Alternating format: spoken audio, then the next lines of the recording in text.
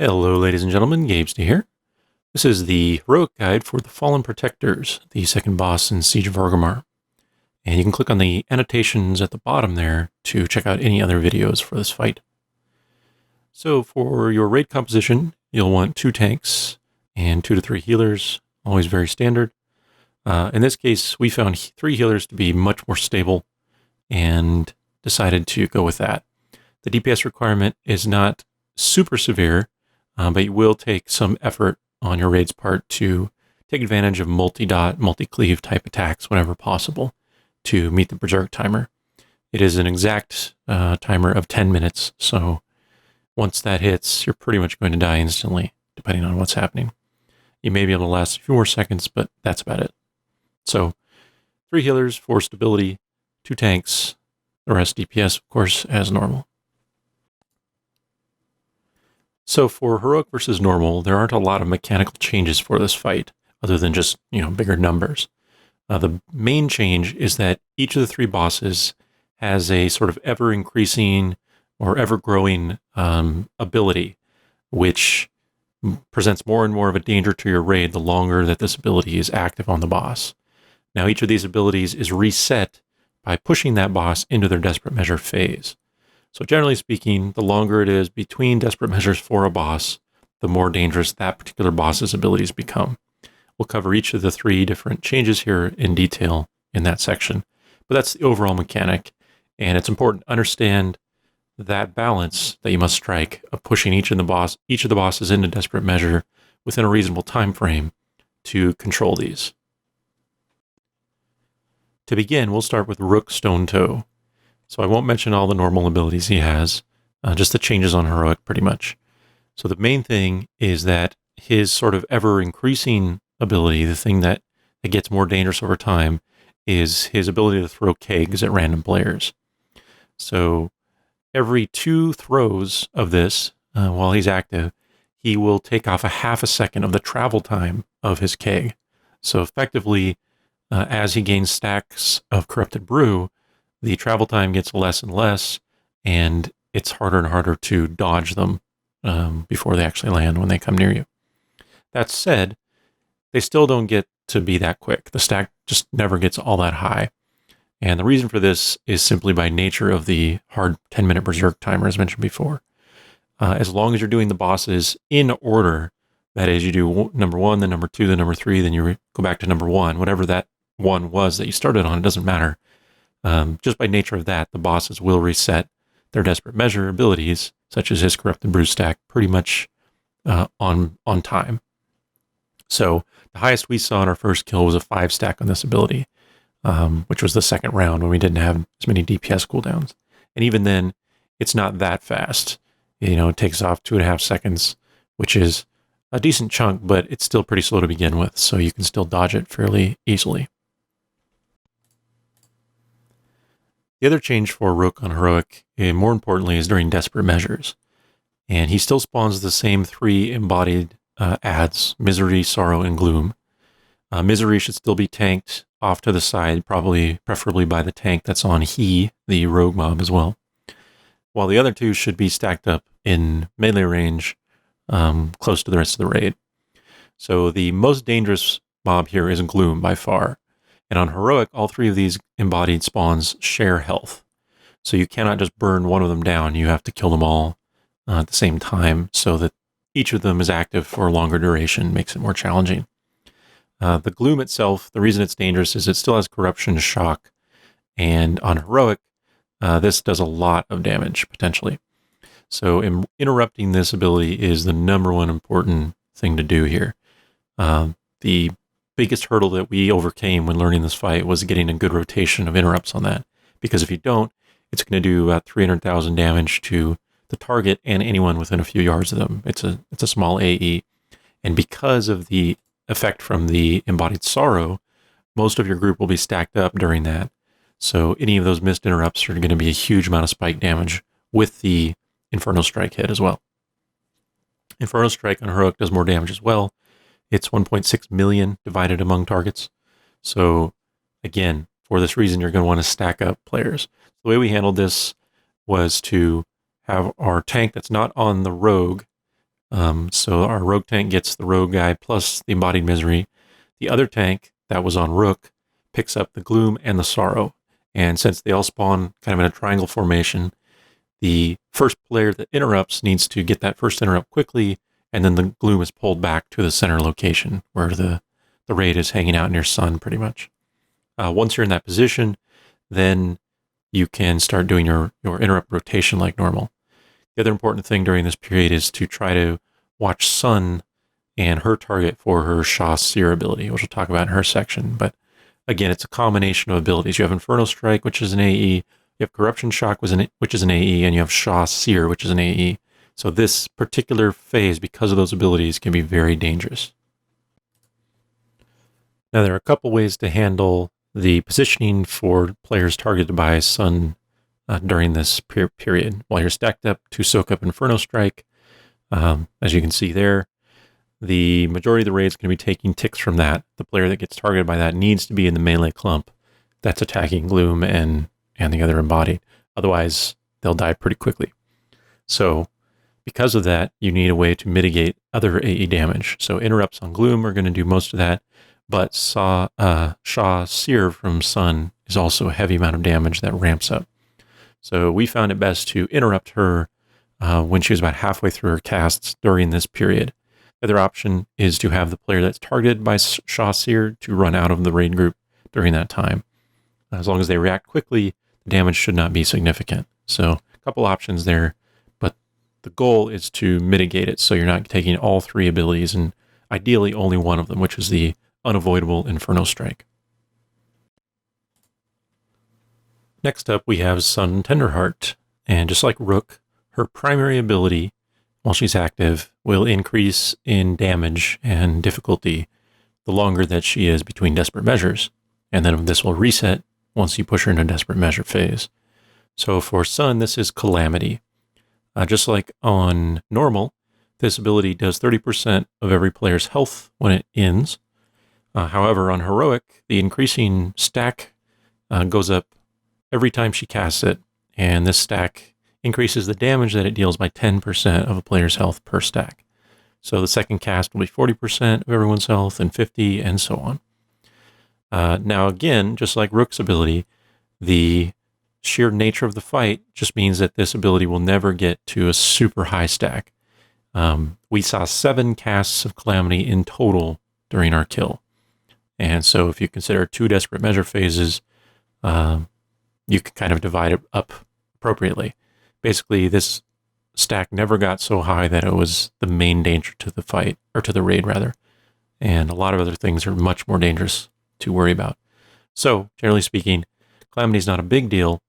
You just have to be aware that it is going to increase in damage if you haven't reset her into desperate measures recently. So a raid cooldown is ideal for when that's going to hit because it has a huge, 5-second cast time or whatnot. The other major ability to watch for with Sun, as mentioned in the Rook section, is her Shah Seer cast. Now this exists on normal, of course, and mechanically it's the same. It does damage to the target plus anyone close to the target, and this damage increases by 50% every time it ticks. However, on Heroic, the damage is very significant, and it's worth paying attention to. Basically, this damage will start around 40,000, and by the end of the cast, the last few ticks will be close to 200,000. So, because it ramps up as it's being channeled, the best thing you can do to mitigate this damage is to interrupt it about midway through the cast. The reason you don't want to interrupt it immediately is because it would effectively waste your interrupt cooldown. If she's not casting one of her other abilities like Calamity, she will be casting Shah Seer. Even if you interrupt her, she'll just recast it almost instantly. There is a 1-second cast time before the channel begins, but otherwise, if you interrupt right away, you're just really not doing anything. You're not really delaying much other than that 1-second recast time. So instead, it's best to mitigate the majority of the damage. If you interrupt halfway through the channel, you will mitigate about 65% of the damage of that cast on average. Now, this is somewhat less when you calculate the frequency of the recast because you've only, then she has another second and then she starts more channels. But even then, you can easily get 50% or more of the total damage just by interrupting her halfway through. So generally speaking, we try to have 1 or 2 people focus on doing that. So as you'll see here, that's pretty much what I do. And we have one of our shamans also focusing on that. So we don't get nearly all of them, even the majority, just because cooldowns there's a lot going on and there's far more casts than we can actually interrupt with 15-second interrupt. But it helps a lot, especially during the Rook Desperate Measure phases, as mentioned before, when there's a lot of other damage that's being hit to multiple people. Interrupting those Shah Seers halfway through will mitigate the majority of that damage. So it doesn't matter the positions of players at that point. You can just take care of it. So finally, we have Mr. He Softfoot. And in my opinion, he's by far the most dangerous of the 3 bosses on this fight. The primary reason is, well, it's really twofold. But the big reason is that his damage that he deals to you is going to be extremely high over the course of the fight. And for the most part, it's unavoidable damage. So compared to something like Sun, who will do Dark Meditation, but that's just during the Desperate Measures, and you can use raid cooldowns for that period, or Rook, who will do a lot of damage with his spinning kick, but otherwise you can dodge it. That kind of stuff is avoidable. But for He, generally speaking, all the damage he's going to deal is unavoidable damage. So if you look in the logs, for our fight, for example, our first kill, He's Garrote ability was the second highest damage behind melee white hits. So over the course of the entire fight, his Garrote did over 100,000 DPS effectively to the raid, which was about 20% of the total damage that we took from one ability. And again, this is unavoidable damage. I mean, you can maybe get rid of the stack here and there, but otherwise, it's just pretty much on you until you reset the stack. So just be aware that he is going to do the majority of the damage to your raid, and this guy alone is pretty much the reason that you'll want to use 3 healers if you find that 2 healers is too risky, which is kind of what we did. So just like the other bosses, he will effectively increase the danger to the raid over time until you push him into Desperate Measure. And just like in normal, this is from his Garrote, which he'll cast on random raid members throughout. And once you push him into Desperate Measures, this resets, but that's a normal effect. On Heroic, this also means that he'll apply his poison effects when he casts Garrote or other effects on people. So you can see all around the room these little poison puddles because he's, shadow stepped behind someone, attacked them briefly, and dropped the puddle. So while your tank that's on He most of the time will try to keep him away from the raid for, the purpose of avoiding dropping too many puddles near the raid, there will still be a number of poisons around the room that players need to watch out for. So with these puddles plus Garrote ticking on players, there's a lot of just miscellaneous effective damage that you have to deal with. So finally, we have his Desperate Measure phase. So when he spawns the Embodied Anguish, just like a normal, this will fixate on a random player. They'll have the Mark of the Anguish ability that they can pass to a new player. So the main thing here is that on Heroic, because it has a lot more health and it deals a lot more damage, you need to find a really good way to use cooldowns and a proper rotation.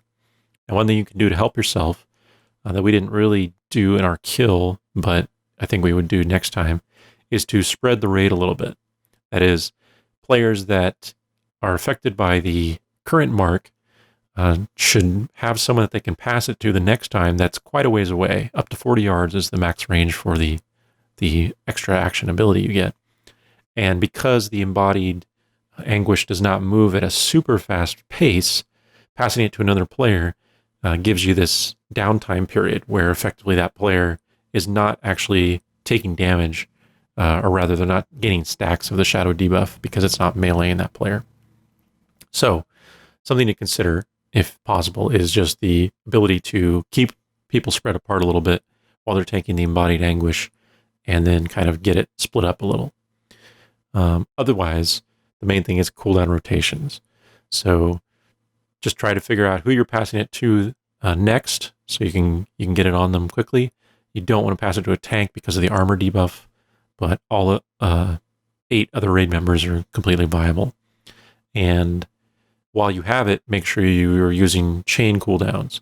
Ideally, you want to use the stronger cooldowns you have available toward the end of your duration, but you want to make sure you pass it well before your cooldown ends, or not well before, but a second or two before, because if you even delay a little bit, we found players with 9 or 10 stacks, once their cooldown was gone, they would just instantly die because the stack damage at that point is so significant that you really cannot survive very long at that point.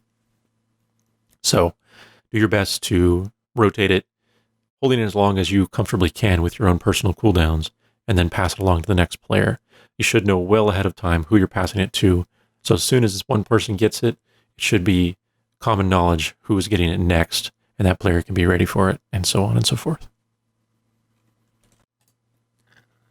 Now that we've covered the mechanical changes, let's talk about the actual process of killing the bosses and some of the things that we picked up. So the first thing to consider is really the boss order, that is which boss you push into Desperate Measure phase first, second, and third, and the positioning of the bosses and the raid relative to them. Now, as mentioned before, especially if you're 3 healing, the DPS requirement is not severe, but it's significant enough that you have to concern yourself with it. So do everything you can in your power to use multi-dot and multi-cleave attacks and positions that allow for that when possible. So the best thing that we found, that sort of change that we made that really started to get us toward the end of the fight and eventually get the kill, was changing the order of the bosses that we killed them in or pushed them based on the positioning that we wanted to increase our DPS. That is to say, we would normally start with Rook first and do he last because we wanted to reset he's stuff as late into the fight as we could manage. But what this meant was that if we stacked up he in the center where Sun hangs out because she doesn't move to get cleave damage going, effectively we'd get a ton of poison in the middle, and this would make it very difficult when we stacked up for the bubble phase of Sun's transition period of her Desperate Measures. So instead, we flipped it. By starting with Sun first, doing her Desperate Measures early, we were allowed to stack he with the rest of the mobs in the center, do cleave damage all throughout that period, and then once Sun is done with her phase, her Desperate Measure phase, we can move he out of the group and keep Rook and Sun stacked up for more cleave damage on those two. So basically, this just was a way to limit the amount of potential poison pools that would be in the center while still giving us a good time to cleave and burn them down while they're all stacked up before we enter a Desperate Measure phase. So we found Sun first to be the best, and then Rook second, and then he would be third. And as mentioned, he third is simply so that we can delay as long as possible his Desperate Measure phase, because if you do it too early, then at the end of the fight, when you're trying to get them all even health levels and push them over to the edge to kill them, you're going to have that much longer period where he's abilities have been stacking up. And this means you can get tons of Garrotes out on the raid, make it really difficult to heal. So we did he last because of this, and we did Sun first because of the stacking section. We also did Bloodlust right at the start, because that seems the best time to get everything going on the bosses. And before you hit a Desperate Measure phase, this gives you the best opportunity to do the most damage to all targets before you actually hit a 66%. Other than that, once you've done that, the only time we stack up is after he does his Desperate Measures. Then we stack them all up again and kind of repeat the process as if we were going through phase, the very start again. So this way all the puddles are gone because of Desperate Measure, and we can kind of keep the center pretty clear. And then once Sun is done with her shenanigans, he is moved out once again, and the process repeats. So that's pretty much it. The other positional stuff to watch for is Rook has a tendency, I don't know if it's just timing or we couldn't figure out exactly, but Rook has a strong tendency to do his first spinning crane kick when the raid stacks up for Sun's Desperate Measure phase. And the best thing you can do really is have your tank pull Rook out just prior to that Desperate Measure beginning, so that when he clashes, since Clash goes halfway between his target and his current position, if the tank's out far enough, the spin will not cover the entire center. It's not the end of the world if it does. You just have to use raid cooldowns and wait till it's over, but generally speaking, you want him to be out far enough that you can still be in the bubble somewhat. And once he does his first kick, you kind of have a while before you'll do another one effectively. So, believe it or not, that pretty much covers everything. There isn't a whole lot left to consider that's outside the norm for the normal version, rather. So again, just focus on burning the bosses, clump them up early if possible, if your order allows it. Try to get a lot of DPS burn time early on. Don't be afraid to use cleaves and multi-dots for classes that have those. Range DPS especially should try to hit multiple targets whenever possible. And as long as you don't push double desperate measure phases at the same time, then you'll be fine. And then it's just standard stuff once you get them all below their final desperate measure threshold, kind of even them out, clump them up, and then burn them all down at the same time. So that is the Fallen Protector's Heroic Raid Guide. As always, good luck, and thanks for watching.